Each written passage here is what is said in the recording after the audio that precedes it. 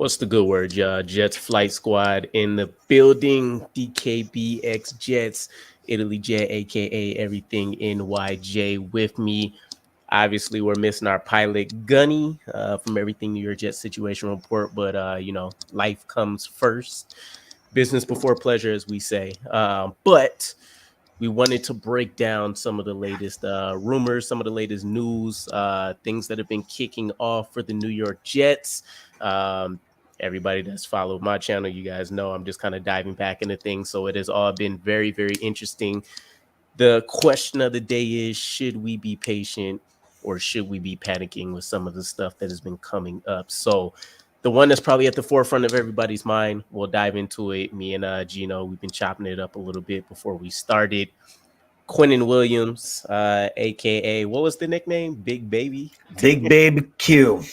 Big Baby Q. I mean, that's been his nickname for a long time. So, yeah, I mean, because ever since his braces with Alabama, so it's always been his face, no disrespect. That's just what they called him. So, hey, fair enough. So I guess so. For starting point, we'll put it out there, right? So the news around Quinnen Williams is that obviously he's not happy with where the contract extension talks are at, right? We heard Joe Douglas say 2 or 3 times recently in the last couple months. They're in a good place. Quinnen Williams obviously doesn't agree with that sentiment. Obviously. So much so that for Jets Twitter, who keeps tabs on all things, they noticed that his, and I think it's his Twitter bio, and now says defensive tackle of ... Question mark. So it's up in the air as if he wants to, it's looking like it's up in the air as if he wants to remain with the team or not, based on how contract talks have gone. And I didn't hear the numbers, but Gino, you said you saw some numbers about what he was requesting, right? 25 to 30 million. That's what he wants. That's what the news broke about an hour ago. Okay. And not a cringy range. I think most of us were saying the same thing, right? The thing about him is I don't think this is done. I think he wants more, in my personal opinion. I think he's not going to settle for somewhere between 25 to 30 million. I think this is only the beginning. I think everything starts from the top, right? And then you work your way down, right? It's like Shohei Ohtani in baseball. The starting bid's going to be at 650 million, right? And it's going to keep going down. It's not going to keep going up. Quinnen Williams, if he's requesting 25 to 30 million, that means the number is going to start at least 35 million, in my personal opinion. Then it's going to keep going down. There's no way that's going to go up. So I think this is not over with. 25 to 30 million is kind of a lot for me because I'm okay with 23 to 25 million. But I know these players now. Simmons kind of reset that market. Lawrence with the Giants kind of reset that market a little bit. So now the more and more we wait, the more and more the number goes up. So it's just going to be really interesting to see what they do. I think now, if you see what Rodgers is going to do, then I think we'll put our focus here. There's no way. I can't see them trading Quinnen. I really do think people are going to be like, oh, trade him, get our first round pick back. No. If he leaves, we're screwed on that front line.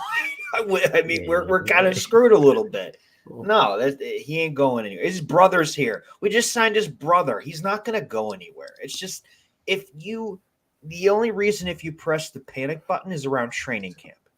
Then it's like, okay, now we need to panic just a little. You know what I mean? Yeah, I'm with you. I'm definitely more so on the boat that we need to preach patience. I think Asmin put it here pretty well, right? Social media is going to play a big factor into a lot of things these days. And to be honest, it does kind of help them, right? We've seen, especially for the New York Jets, we've personally seen this happen a lot. We've seen things heat up on Twitter, and then we start seeing somebody flaunting around airplanes over the practice field saying fire, offensive coordinator, fire head coach, et cetera, et cetera. So it works in applying the pressure. I think obviously it sends the message to Joe Douglas. And from Quinnen's perspective, when I look at it, he's been pretty patient. Obviously, he stated his time frame. I thought it was a long shot. It got done before voluntary OTAs. But I was hopeful. But when I take a look at it, you know, I think a lot of the fans I speak to, we feel like we missed a lot of prospects that maybe we would have normally tried to target because we were so focused on the Aaron Rodgers situation. And then kind of like at this point, it kind of feels like a facade that we brought in. And now I'm freaking his damn name. What's the quarterback dude? Raiders. We wanted Jimmy. Not Jimmy. Derek. Carr. Yeah. So it kind of feels like a facade now that we had the whole Carr situation in there now, because it really just feels like Woody Johnson said Rodgers or nothing. So we had that whole saga he had to wait for, where maybe some attention could have been focused more on him. Then we get the free agency. Then we get to the draft. So there's not really going to be time there. But slowly and surely in between, you start seeing that stuff is getting done for other people. Quinnen's brother. Obviously some of the free agent pickups that we had, even the late signings, Al Woods, Quentin Jefferson. So from his perspective, I've been patient. Now I'm seeing moves for obviously guys in positions that are vital for us, but obviously the needle isn't moving significantly enough for our conversation talk. So I can see where the frustration may be. And again, social media and stuff is always going to play a factor, but I think I'm still like 85% confident we get this done without any issues. I think our first mandatory session isn't until May 22nd, if I remember correctly. So we're about a week out. Right.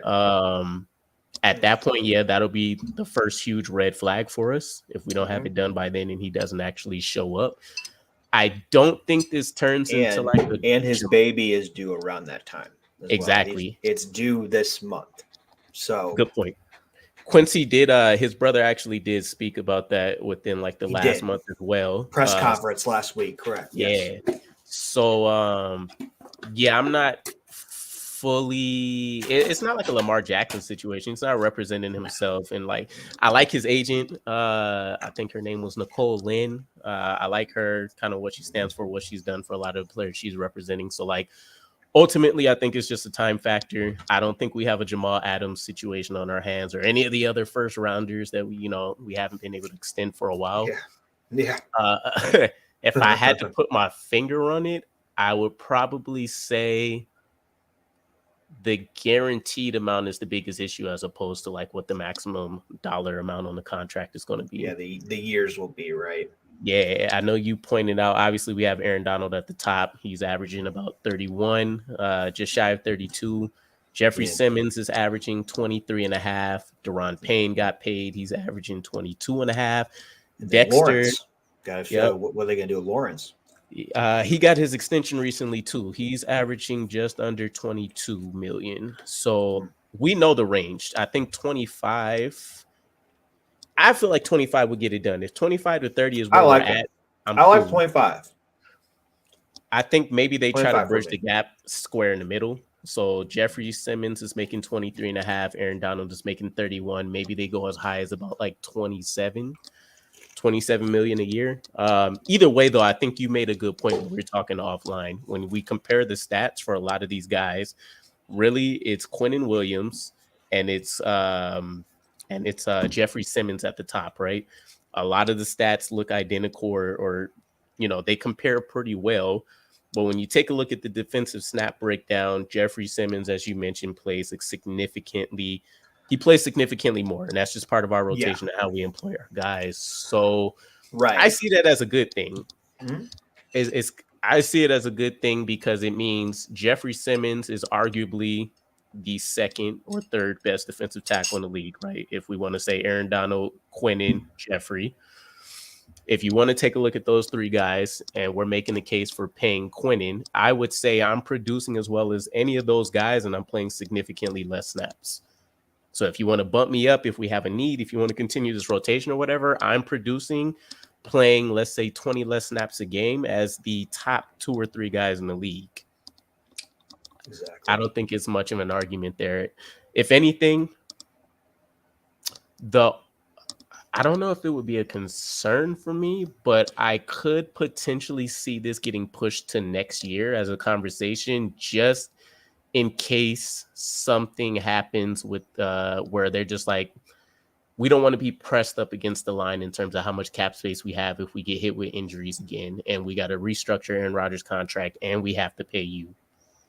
It's going to be a pretty large amount. We're probably talking somewhere between like 45 to like $75 million that'll be tied up between just those two contracts. And that's why they're renegotiating his contract to make room for Quinn. So for right now, it's actually helping us because Aaron Rodgers is only accounting for like 1-point-something million on the cap. Right. Once we restructure him, all of that's going to jump immediately into what we have right now, which I think, let me double check. The New York Jets have, according to Over the Cap, we have $7.5 million in cap space right now. So obviously we're going to have to make some moves, even if we extended Quinnen Williams today anyways to fit him into the books. Exactly. But yeah, I'm in Andrew's boat. In our boat, patience is going to be the virtue here for us. But in terms of what Andrew was mentioning, yeah, I'm hoping it works out. I don't really foresee anything crazy happening where we, are in panic mode and suddenly we're like, Quinnen Williams might be traded. We don't really have a great replacement on the team. The next best man up is probably going to be John Franklin Myers, and I know we'd be happy to see him more in a defensive tackle role already, but he's not going to bring the same consistent dominance that we've seen out of Quinnen Williams. And that's the thing, like Quinnen, what people got to remember about Quinnen is he has said it very publicly that he will sit out. If it doesn't get worked out, I'm not saying it's not, but he has said very publicly that he's going to sit out OTA, so sit out training camp, and he might as well sit out the year if this doesn't get done. Like I said, I don't think it's going to happen. I don't think Quinnen's like that. I don't think he's built like that. But since he's already been saying this publicly since February, I'm not really surprised if anything he does or says happens. There's only a matter of time when he was going to do this bullshit on social media. That's the era now. That's the era with everything now. And he's not happy. Jets are happy. He's not happy. Okay, we knew that was going to happen. But now, the more and more things keep going with the Rodgers thing, the more and more that we can make room for him, like you said. But I do agree with you on one thing, is we signed Al Woods and we signed Jefferson. So like if I was Q, I would be like, okay, what's going on? But I do understand that we got to fill some positions too. They're just 1 year cheap deals. So it's not going to be nothing huge. But I do understand what he's thinking. But overall, it's going to be long. It's just not going to be pretty. It's going to be long. Ride that wave. Ride that wave.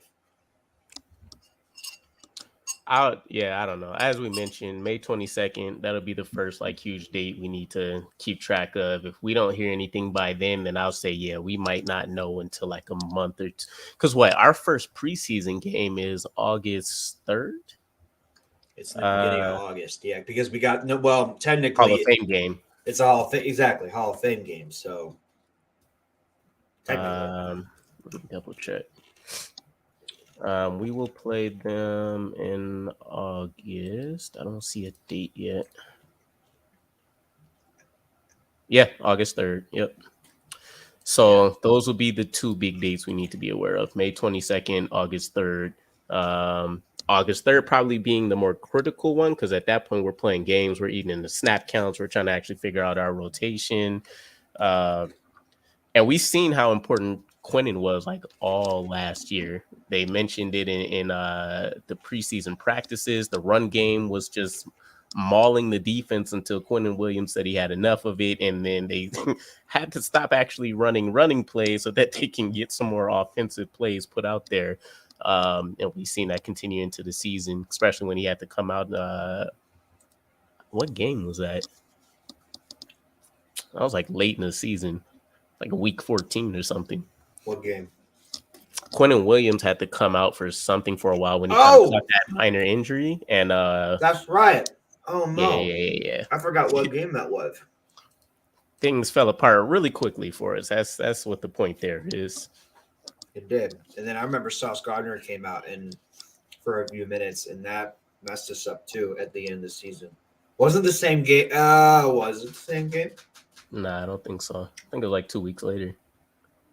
That's right. It was Wilson and Gardner were out in the same game at the end of the season.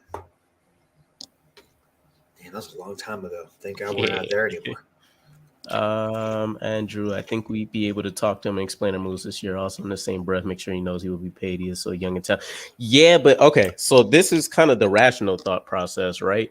But from a player perspective, you have to remember, like, all the verbal agreement stuff means nothing until something is in ink. Because if it's he a gets hurt business. this year, It's a business. If he gets hurt this year, they're gonna be like, nah, damaged goods, bro. So we'll pay you maybe half of what you wanted, or we'll give you a 1-year prove it deal. And if you come back healthy, and then it becomes a whole big ordeal after that. So that's kind of the problem with a lot of these contract extensions, which is why the players is pushed to get paid as early as they can. They do. And try to get that security. Also keep in mind, no matter what the year length is for the contracts you see, most of them ultimately are like 2 or 3 year deals with how the guaranteed money is thrown in there. So that would be a very tricky situation if Quinnen was to agree to that. I agree. Who do we have that we can let go that won't kill us talent wise? If it's for cap space purposes, lost him. Carl. Yeah, I mean, technically, I've been getting high on him like the last couple months because I just kind of put it in perspective. Only 1 year removed from an ACL. He was making comments as well as the team that he didn't necessarily feel like he was full throttle the entire year. Still gave us 7 sacks. I forget what he ended up as snap count wise, but I think he played like 70-ish%. So I mean, it would save us a lot of money. I don't think it necessarily hurt us, but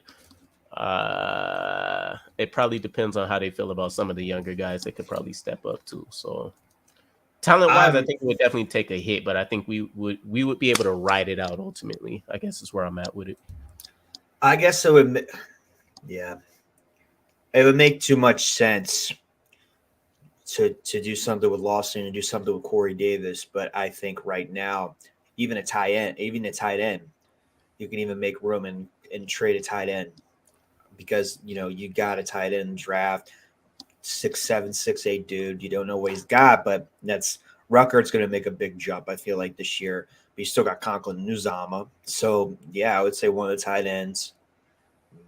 And Carter, the thing about Carter, he's not a cheap deal. He's just not a cheap deal.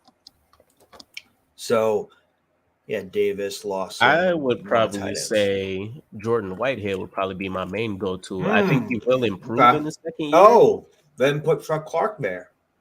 Well, Chuck Clark, I think they are kind of like 50-50. Either way, you can consider them both starters. I think Jordan Whitehead will definitely improve in his second year, but it would be nice to save we'll save about $5 million or so if we cut him. That bumps up Trey Dean III, who the coaching staff seems like they're high on anyways, and then he can back up Chuck Clark. But yeah, I don't know. It's true. I don't want to really push too many of the younger guys up too early because that's the whole purpose of being able to stash and develop them. But I like Chuck Clark more now. I still like to give Whitehead another year. So, I mean, he's one and done. So after this year, what does he need to do for the team to be impressed for him to get an extension? And then what are we talking about? Because he got what, 2 years, 12.5 million, something like that, 14.5 million. They got Clark on a 1 year. Still got a bunch of guys. I mean, they're high on Trey Dean right now. I'm very high on Trey Dean. Hopefully, maybe he can make a roster spot. and potentially be a starter eventually. And then Tony Adams, we still got to see what he's got.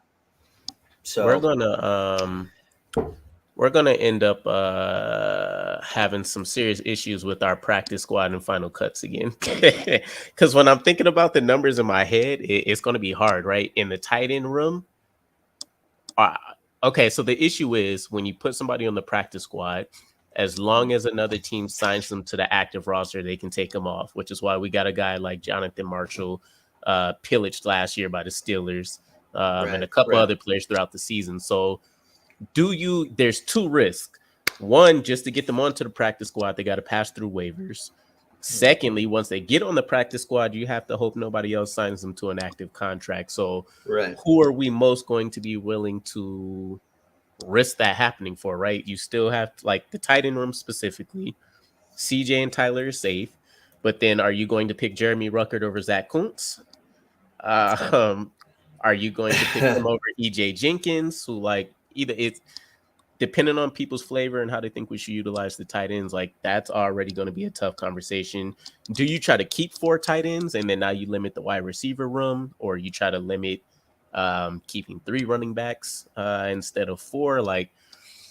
It's going to be a lot of tougher conversations for the Jets because they got some actual physical freaks, like some legit physical freaks this time around that will be great to stash and see what can happen in a year or two. Yeah, I perfectly agree, because if Rucker makes that big jump and then Coots, I don't want to let this Coots guy go. I don't. I can't. If he goes, if he either gets cut or goes on waivers, he ain't coming back. There's no way. There's just no way. And what Tigo said about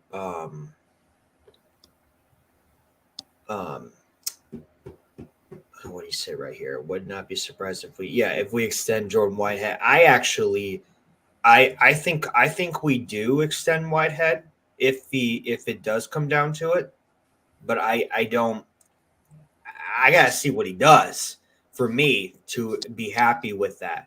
But Tigo is right. In a Hackett system, he does carry a lot of tight ends. Look at all the Packers tight ends they've had. So Yeboah might be the guy to go. Oh yeah, Yeboah, I'm 100% he's gone. Yeah, he's gone. Which is not the craziest thing because Zach Kuntz is a strong special teams player himself, which is really all Kenny Yeboah is offering that nobody else is necessarily, at least from last year, nobody else necessarily offered in the tight end room minus Jeremy, who's kind of learning on the ropes. And then Barney's right here in the comments. We're deep at edge. So yeah.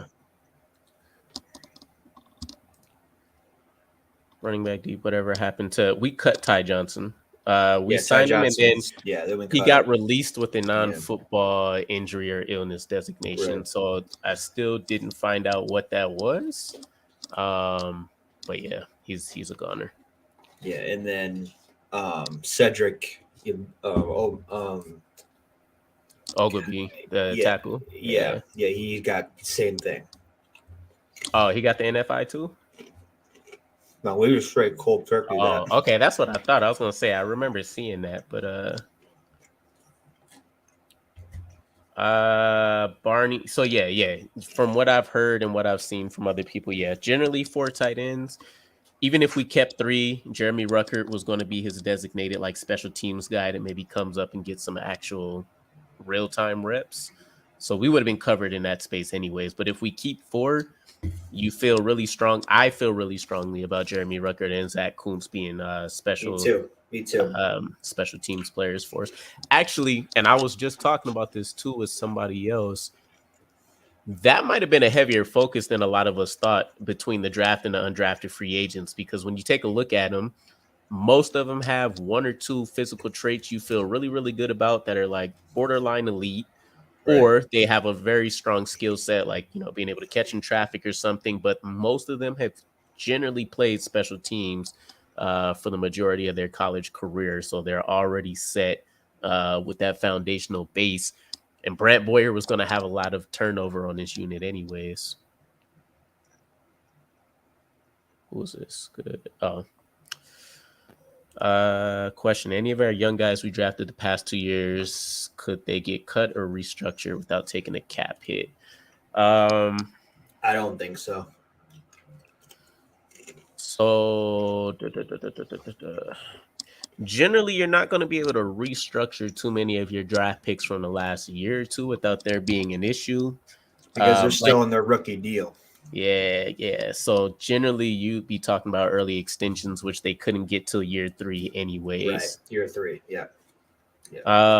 But for the guys from like Mekhi Becton's draft class and stuff, it looks a little bit better, right? Ashton Davis is an easy cut that's going to save us a little over $1 million. I don't think he makes the roster this year anyways. Right. So we'd have to look more so at those guys. Plus, even if we could, I don't know if we want to go that route.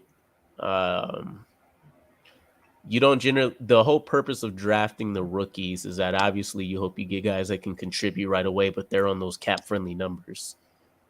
Yeah. And in some of these contracts that he mentioned, like they're just so low, it's just pennies and nickels right now for what they could be making eventually, or even in their final year. It's just not. It's so low, but also it's easy. Like if you need to make a roster spot, like it's easy to cut ties. Yeah, the tie thing was weird. To Barney's question, Hackett uses 13 personnel quite a bit. Ruckert and Cunt. I don't know if they'll both see the field at the same time. I don't know at the same time. Ruckert, well, even if that's not the case, Ruckert only saw the field. What? Let me see. I'm almost. No. He's saying they'll just see the field, not at the same time. Yeah, I think they'll see the field, but they're not going to be on the same time. But it's just going to be different. He's going to do his thing in the preseason games, and then just to see what's up with Uzama and Conklin, then you'll see him a little more because he loves his tight ends in the red zone too. So it's just going to depend on what Hackett does with Rodgers. I don't think it'll be too crazy. You feel good about what CJ was supposed to be in this offense anyways, and now you have Aaron Rodgers to help him out. Tyler Conklin always looked like the better receiving option. Now he'll get better ball placement and consistency with Rodgers. Jeremy Ruckert only played 8% of our offensive snaps, with the majority of that coming in that final game last season. So I would probably say him and Kuntz are still going to hover under like 12% for the year.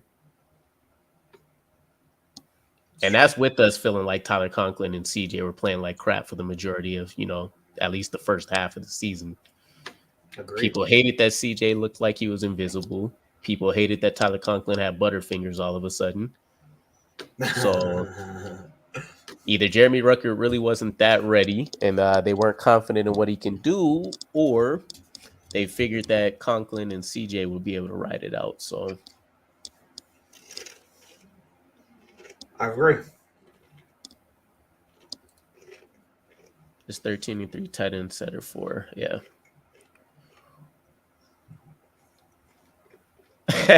Yeah, Barney. I almost corrected you, but I just thought I'd let it go. It's hard. It's a hard name, man. It's an unfortunate name. It's like JSN's name. It's unfortunate. It's bad because I'm generally good with all these names, but this I'm not. I'm horrible. Give me 1 or 2 more days. I'm still recovering. 1 or 2. I'm still trying to breathe in between every other word. I'm dead. That's funny. I'm dead. That's awesome. Do we still have Parks and Adams? Yeah, so Will Parks is still on the roster. Tony Adams is looking like the designated starting free safety at this point. Seems like we have a lot of back-end defensive guys, or at least did. Feels like we were great on cap space last year and now strap. That was always going to be the case. The moment we thought that we were going to be targeting Aaron Rodgers and we could possibly get him, the conversation should have switched to how many moves can we make? We know we're going to make moves, but how many? Now we have to start thinking in the same mold of teams like the Saints, the I Packers, for example, like a lot of those teams that are actually reaching the playoffs consistently and have to pay their players. Yeah. Yeah, and like you said before, and I agree with this. I think and the chat is even saying Andrew too. Parks and Adams. I think Parks is going to be gone. I can't see him on this team, especially if Trey Dean comes into play. Tony Adams and what they want him to be. There's going to be a roster spot right there. I just think Parks and Davis are probably the odd men out right now, in my personal opinion. I mean, they both been hanging on by a thread for the last 2-3 years anyways. Yeah. Ashton Davis was supposed to be one of those guys long on potential. Hopefully we can get him developed. It's never really happened, and he doesn't necessarily stand out on special teams either. So this just kind of felt like one of those last-ditch efforts from Joe Douglas to see if they can finally have him turn the corner. But what I think really killed a lot of their chances was Chuck Clark coming on, because now you have literally a certified veteran starter that's put up solid numbers his entire career. And then you have Jordan Whitehead, who's kind of like, I guess, strong safeties version of Ashton Davis, even though he kind of plays that role a lot too, where you're betting a lot on his potential coming from a Super Bowl team and kind of what the Buccaneers have been able to transform into when Tom Brady arrived. So, yeah, I think that's what I was saying. I really think Chuck Clark, because I think we only carry 4, Chuck Clark, Jordan Whitehead, Tony Adams, and it would probably end up being Trey Dean. I agree, 100%.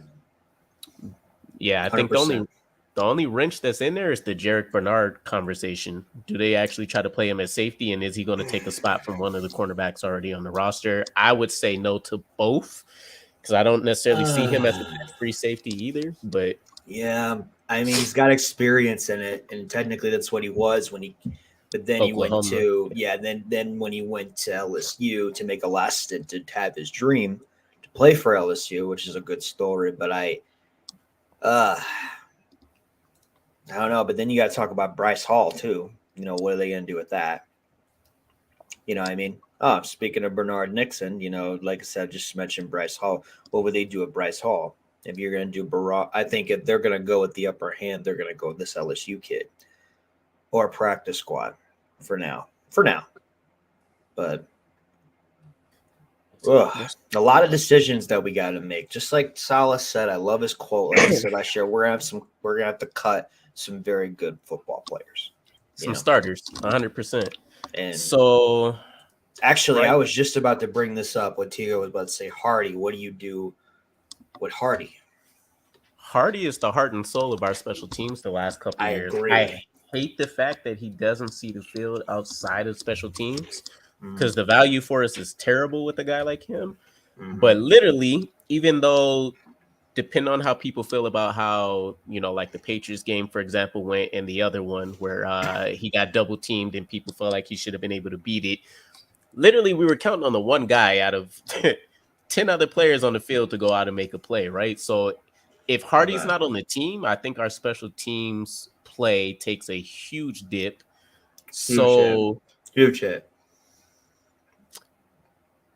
I don't know. I'd like to keep him on the team any way that we could, but I just don't logically see that happening. And we don't have another guy with his mentality to play special teams the way he does in our locker room. Yeah. I mean, Tigo, I see your point, but I agree with Banks. He's such a like you said, such a good locker room guy, special teams. But the thing is, like, if they're not going to play Bryce Hall out there like they've been playing Carter and Eccles, then what do you do with the Berard, Hall, and a Hardy? You know, I mean, we in the draft this year, and even our undrafted, we are so buttload of guys at the safety position and cornerback position. So, and he does make a lot of money for what Hardy's doing. You know what I mean? Oh yeah, 100%. He's maxing out with somebody who's coming in the league and like I don't want to say doing the bare minimum, but literally only has like one role. He's maximizing what you could do there. I will jump into some of what Teagle was mentioning, but regarding Bryce Hall, he was a guy that I liked. I stood by him when a lot of the fans felt like, I don't want to even say a lot of fans felt he sucked, but I think it's the fact that the media kept putting out that he's a liability. And then there was one of the head coaches that like made an anonymous comment during the offseason that teams would specifically target Bryce Hall when they were trying to develop their game plans because they knew he wasn't going to force a turnover. It was either going to be an incomplete pass or they were going to get a playoff. And I think that kind of rung true. That's exactly what you get out of a guy like Bryce Hall. Mentally, he took a hit. I know that preseason game was pretty bad, and then like way bad, the few passes we've seen. So yeah, I don't think it's for a lack of talent. I think mentally he got in a bad place, but I like what he brought. Ultimately, I won't ever shame a cornerback that generally doesn't allow plays to be made in his direction. If you can't force the ball, that's fine. A lot of cornerbacks generally can't do that either, which is why you go out and you pay guys like Sauce Gardner and Jalen Ramsey and Trayvon Diggs and all of those kind of guys. So I like him. I don't actually think there's a cornerback that we picked up so far that can actually beat him out, even though he's a cornerback 5. But from a money perspective, we do save over $2 million if we can cut him, if they feel comfortable with maybe actually keeping a Jarek on the roster or something like that. So yeah, but at the same time, Carter and Eccles kind of stepped up their games. Carter, he could be a cornerback 2 somewhere, at least. He's not going to be a cornerback 1, but he could definitely easily be a cornerback 2. So they just stepped up their games. Eccles is a good cornerback, but man, his guarding, he can't guard really well. There's so many plays where he's throwing this side, and I'm like, Eccles, get there. You got speed. Nothing. You know what I mean? He's so good in the hole, but on the outside, man to man, it's like, Eccles, where you going? I think he's one of those guys because he had like a 4.39 40 or something, right? So I think he's one of those guys that relies a lot on his speed to kind of help him if he makes a mistake. And so you see him kind of doing what I just looked at this guy. One of the undrafted free agents, Derek Langford, we had, like, when you generally see him on tape, he's always kind of like, it looks like he's trying to catch up to his guy. Like he got beat early and now he's trying to recover. Same thing I kind of see from Brandon Eccles, and I think he's just assuming I'm faster than 80% of the guys in the league. So, I'll be able to make up for it. So Tigo, he's mentioning, all right, so Hardy gone for JBC, as we mentioned. Yes, Hardy makes a lot of money to literally be only a special teams player. I think he's had 1 or 2 snaps in 3 seasons. Yeah. And then this draft alone, we added 5 special teams players. It's not. So this is the issue that we ran into with like the Todd Bowles era. Like when they finally decided we need to actually be aware of special teams as well. You can't just, it's not necessarily just about getting guys that have played special teams, and even guys that have played special teams well, at the college ranks or even in the NFL.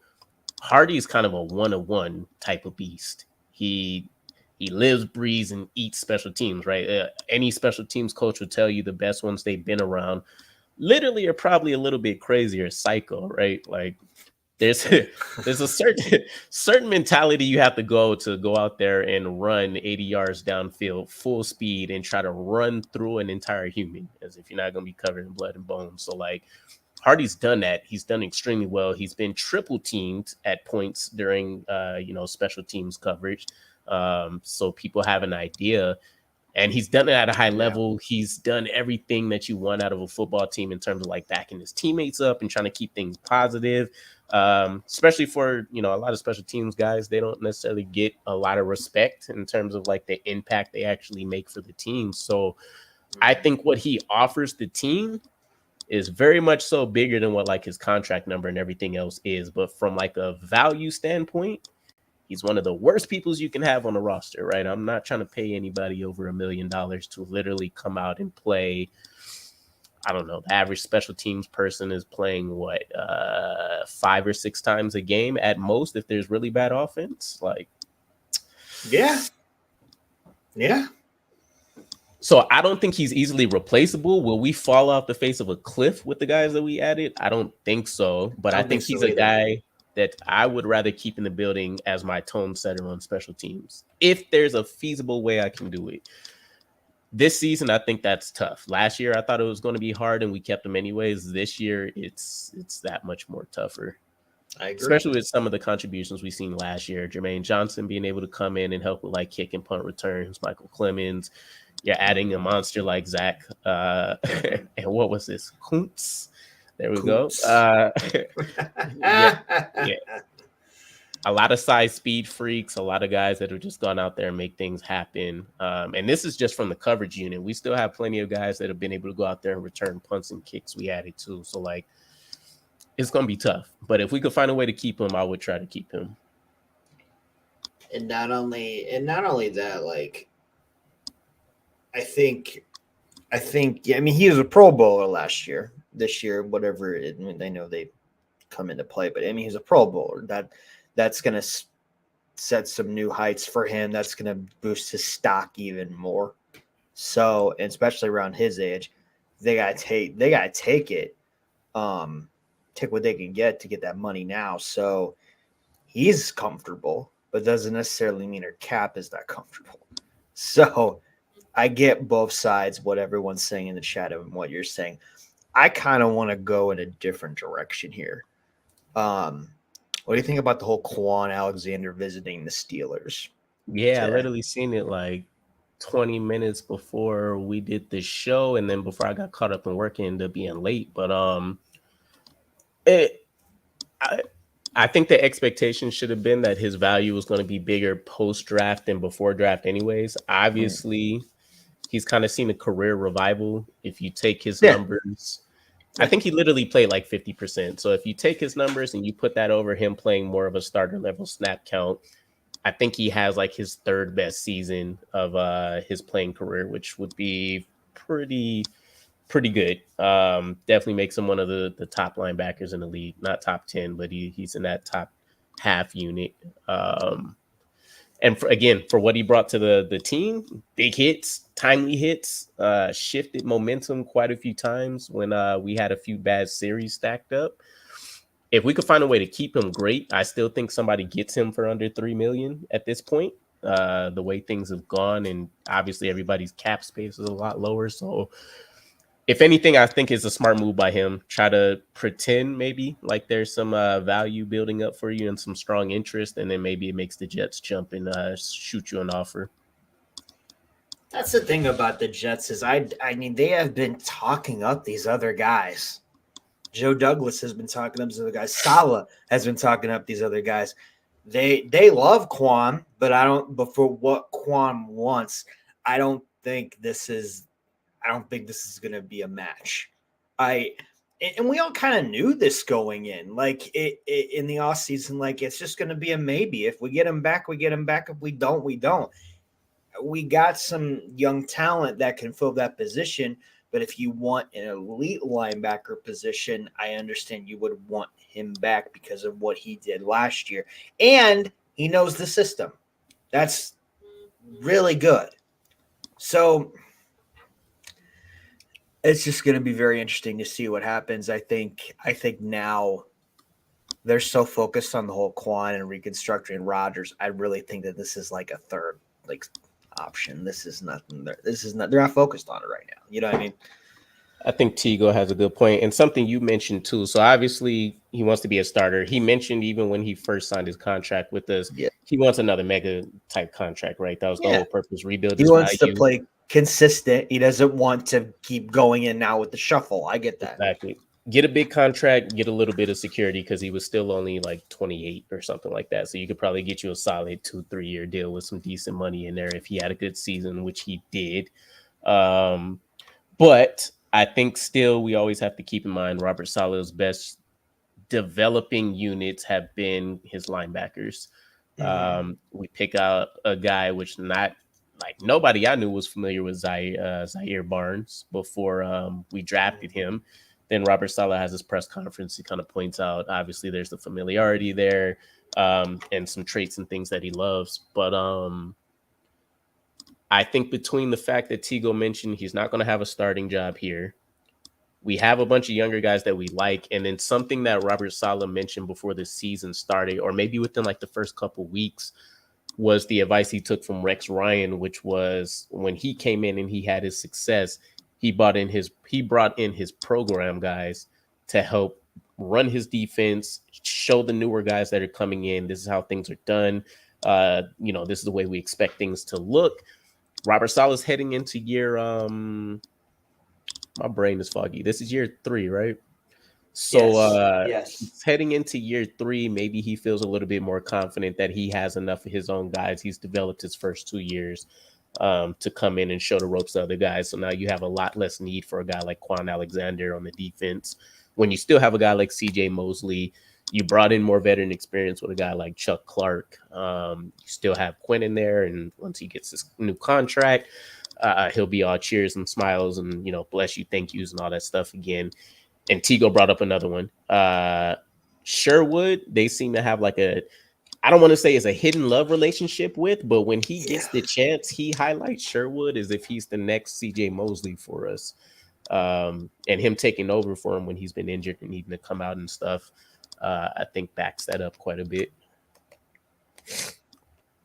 I agree. I would like to see Sherman there. I like him.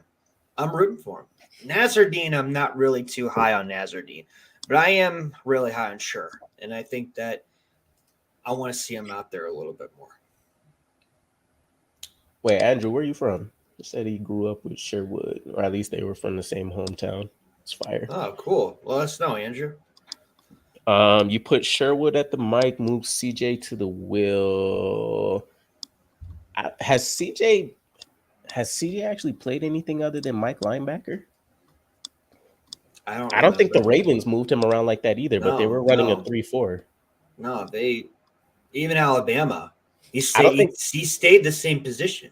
Yeah, I don't think he has the speed to play the Will or like the Sam role at all. Jensen Beach. I got you, Jensen Florida Beach, boy. Florida. Hey, guess what? Guess what just happened about 7 minutes ago? The Dolphins have signed 2 other former Jets offensive tackles who were in the first round a long time ago. Yes, Cedric and Isaiah Wynn. I seen the Isaiah Wynn one, I think, last night or something, and then or Cedric, this morning. And then Cedric. And it's really funny. How many more are they going to sign Jets-wise? There's a trend going on over there. There's a trend going on over there. To be fair, at least for Isaiah Wynn, he's more of a Patriots boy. Yeah, but he was with us for a cup of coffee. I mean, it's still something. Hey, fuck that cup of coffee. You just gonna spill it right there on the counter, aren't you? Yeah. I left that stain where it was. So crazy. Year 1 of Saleh before Sherwood got hurt. Yeah. Was he? What? I trust what Tigo's saying, but like my head is questioning that. So he said CJ did play a little bit of the Will role year 1 with Saleh. About 30 minutes west. He has the speed to play the Will. He doesn't have the speed to play the Mike anymore. Actually, yeah, that might be a little bit more realistic. Mike is going to require a little bit more of the sideline to sideline, whereas he'll play more half-field reads at the Will role. Fair enough. Fair play. Actually, that might end up being a really good look for a guy like CJ because he is only going to end up getting a step or so slower. The half-field reads is going to limit how much he needs to necessarily do overall. So I would also wonder if they still keep him as the signal caller. Because I think Chuck Clark has actually called signal for the Ravens before too. So you kind of have a few options there. Jamie and Sherwood, they've given the responsibilities to before. So maybe you try to maximize what CJ could do for you now by moving him, but I don't know. I don't know if Robert would switch up his defense so much in the middle like that. True. But it'd probably be a smart play. I mean, thinking about it now. I agree with that. I'm looking at Miami, how many guys they've signed. They have signed about 7. Mike White, Wynn, Barrios, Feeney, Cedric, Tyler Croft, and Chosen. Who? Who's the last one? Robbie Chosen, wide receiver. Oh, yeah. Yeah. Raw one. That That boy is nut. Yeah. I used to really like him too. I'm sad the way his career is gone. That's a crazy one. All right, what else we got to talk about? I think that's pretty much it. Right? Yeah, that might be about it. Quinnen Williams extension. I know we chopped it up about Aaron Rodgers restructure a little bit. Not a whole lot of details or anything to that. I don't think I remember any other crazy like news or anything that came out recently. Other than the Dolphins taking their sloppy seconds or thirds or fourths or fifths. I'm always good with that. I'm always good with that. Get rid of the shit. Come in with some cannolis. That's all I care about. Let me see. Oh, I'm not going to talk about it now because I didn't get a chance to actually fully check it out. And it's a little like I'm also kind of over it. But I heard that Joe Douglas finally actually spoke up about how they failed Zach Wilson as well. Yeah, I saw a little bit of that. So I got to check that out. I only seen the headline, and then I didn't have enough time with work being crazy. But yeah, but I mean, it was going to come out eventually. I don't know. GMs are like notorious, and I don't want to like lump everybody into like a category, but they're generally notorious for like trying to keep their record as clean as possible, even if the mistakes are obvious. So I think that one was a pretty big move because who knows what that means? You could possibly open yourself up to a quarterback next year, even though you have this whole development plan and all this kind of stuff in play. So no, I'm not shocked at all. I didn't think they were. I think they were going to address it eventually. I just didn't think it would be this soon. I thought it would be more in like training camp or after training camp. So that's just me though. I will say, kind of not having much to go off of other than the headline. This gives me a little like there's small things that have been happening and stuff that people have been saying so far that have given me confidence boost, like little mini ones about the offensive coaching staff that we have now. Because I don't think you hear that if we still have Mike LaFleur in the building, right? Like a lot of that stuff was kind of like a lot of the stuff that leaked about that, and thank God it happened after the season, but a lot of that kind of seemed like retaliatory instead of it kind of being like a factual thing. Yeah, true. But like I said, I'm not surprised what Joe Douglas said, and I'm surprised it's soon, but I think it was going to be later on it would come out. Because look at LaFleur. Look at Elijah Moore's stuff. Look at Mims' stuff. I mean, this stuff comes out eventually. I'm just surprised it was this soon, to be honest.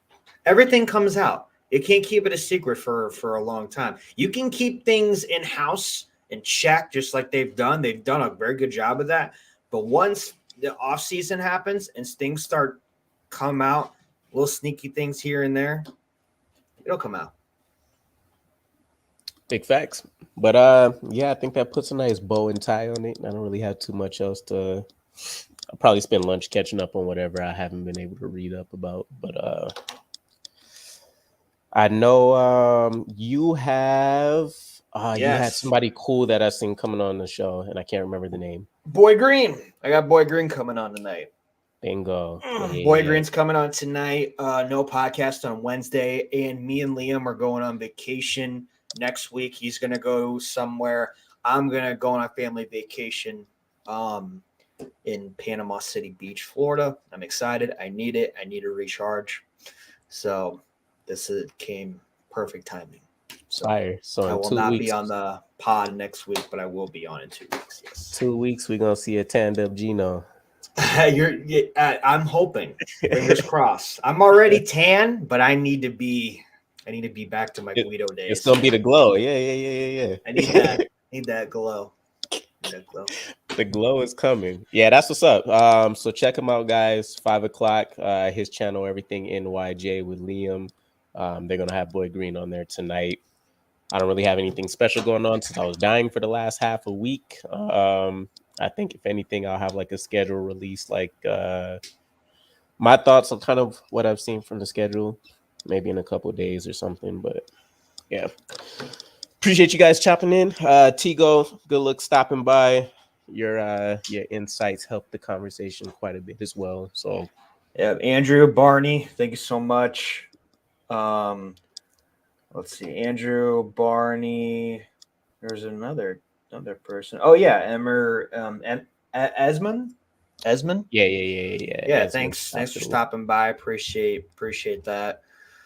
Always the chat always keeps us going. Whatever we got going. So appreciate it. Well, Jets Flight Squad out. We'll catch you guys next week. It'll probably be changed up again, me and Gunny, with Gino enjoying his vacation, but we'll get back to regular business probably by the end of the month. So peace.